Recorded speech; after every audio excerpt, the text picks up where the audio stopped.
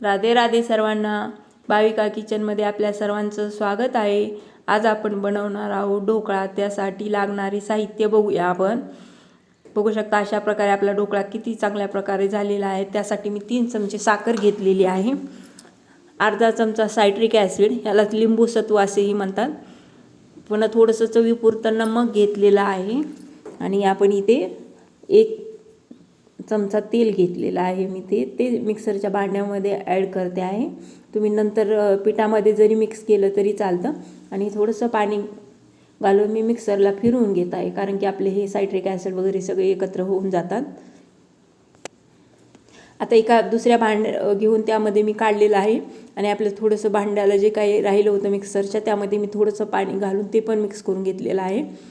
आपण थोडंसं अगोदर पाणी घालून घेतलेलं आहे, कारण की पण आपण बेसनाला जसं पाणी लागणार तसं घालणार आहोत. आता यामध्ये मी हळदी पावडर घातलेली आहे आणि ती चांगल्या प्रकारे मिक्स करून घेतली आहे. हळदी पावडर घातली की आपल्या ढोकळ्याला कलर चांगला येतो. आणि आता मी हे 2 वाटी बेसन चाळून घेतलेलं आहे. चाळून घेतलं की त्यामध्ये आपल्याला गुठळ्या राहत नाहीत. आता मी हे सर्व मिश्रण त्यामध्ये घालून घेत आहे आणि आपल्याला पाणी जर लागलं तर आपण वरून नंतर ॲड करणार आहोत. आणि चांगलं मी एकाच दिशेने फेटून घेत आहे. तुम्ही बघू शकता मी कशा प्रकारे फेटून घेत आहे. अशा प्रकारे आपलं बेसन फेटून झालेलं आहे. थोडंसं पाणी यामध्ये ॲड करते आहे. थोडंसं पाणी आपल्याला आणि लागेल.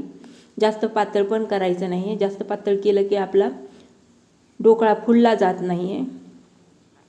बघू शकता अशा प्रकारे कन्सिस्टन्सी झालेली आहे आपली. आता याला आपण 10 मिनिट झाकून ठेवूया.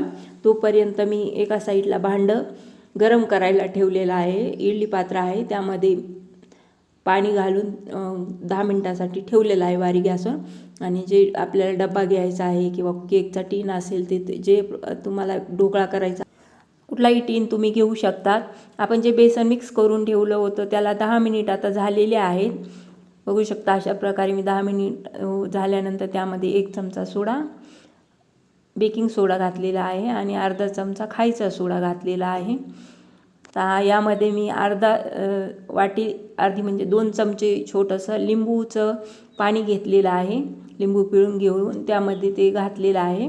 आणि आता आपण यावर थोडंसं पाणी मिक्स घालणार आहोत आणि हे सारं मिश्रण एकत्र करून घेणार आहोत. यामुळे आपला ढोकळा चांगला फुलला जातो. अशा प्रकारे करून बघा. एकदम ढोकळा आपला जाळीदार बनला जातो. आणि आपल्याला हे एका डायरेक्शनने फिरवायचं आहे. आणि 1-2 मिनिट फिरून झाले की आपल्याला लगेच ते भांड्यामध्ये घालून घ्यायचं आहे. नंतर थोडंसं रेस्ट करून ठेवलं तर आपल्या ढोकळ्याला एवढी जाळी येत नाही. त्यामुळे आपण ज्यावेळी सोडा घालतो ते बेकिंग क्रिया चालू असते, त्यामुळे ते पटकन टीनमध्ये घालून घ्यायचं. आणि पाणी आपल्याला अगोदरच उकळून घ्यायचं आहे, कारण की ह्याला जास्त ठेवलं ना मग आपल्या ढोकळ्याला थोडीसं जाळी कमी बनली जाते. त्यामुळे 10 मिनिट आपल्याला अगोदर ते भांडं गरम करून त्यामध्ये पाणी ठेवून ते उकळून घ्यायचं आहे. अशा प्रकारे आता 10 मिनिट झालेले आहे. झालेले आहे पाणी उकळून. बघू शकता पाणी चांगलं उकळलेलं आहे. यामध्ये मी जाळी ठेवून त्यावर कुकरचा डब्बा ठेवलेला आहे, त्यामध्ये मी बेसन घातलं होतं. अशा प्रकारे मी अर्ध्या तास झाल्यानंतर ओपन केलेला आहे. आपला ढोकळा चांगला फुललेला आहे आणि चिपकलेला सुद्धा नाही, हे बघू शकता.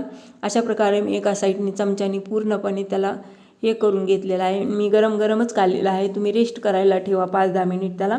आपण आता यावर तडका घालणार आहोत. मी साईडला तेल गरम केलेलं आहे, त्यामध्ये मोहरी घातलेली आहे, थोडीशी हिरवी मिरची घातलेली आहे आणि कढीपत्ता घालून थोडंसं पाणी ॲड केलेलं आहे. इथे मी 2 चमचे साखर घातलेली आहे. आपल्या ढोकळ्याला बारीक बारीक काप करून घेणार आहोत आपण आता.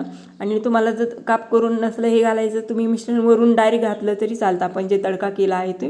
पण काप घातल्यानंतर आपलं डायरेक्ट बुडापर्यंत पोचले जातात, म्हणून काप करून घालायचे. बघू शकता मी अशा उभ्या लाईन आणि आडव्या लाईन मारून घेतलेल्या आहेत. आता आपण जे मिश्रण केलं होतं ते आपलं जे तडका केला होता ते यावर घालून घेणार आहोत. बघू शकता मी गरमच तडका पण घालत आहे. आणि आपला ढोकळा किती जाळीदार दिसतो आहे. यावर मी कोथिंबीर थोडीशी वरून घालून घेतलेली आहे. अशा प्रकारे एकदा ढोकळा करून बघा. खूप स्पॉन्जी बनतो आणि अशा प्रकारे केला तर खूप टेस्टी पण लागतो.